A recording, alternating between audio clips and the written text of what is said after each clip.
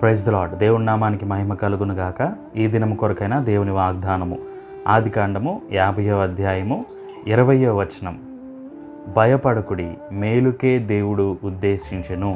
ఆమేన్. దేవుని నామానికి మహిమ కలుగును గాక. ఆదికాండంలో ఐగుప్తు దేశంలో ఉన్న యోసేపు తన అన్నలతో పలికిన మాట భయపడకుడి, మేలుకే దేవుడు దీన్ని ఉద్దేశించాడు అని. ఒక్కొక్కసారి మనకు జరిగిన సంఘటనలో, మన జీవితంలో జరిగిన అనుభవాలు అవి మన కీడు కొరకై అన్నట్లుగా అనిపించవచ్చు. కానీ దేవుని ప్రణాళికలో, దీర్ఘకాలంలో దేవుని ప్రణాళిక వేరుగా ఉండవచ్చు. అది మేలుకై దేవుడు ఉద్దేశించాడు. మొదట అన్నల చేత ఐగుప్తు దేశానికి బానిసగా అమ్మివేయబడిన యోసేపు కీడుగా అది తన జీవితంలో కనిపించవచ్చు.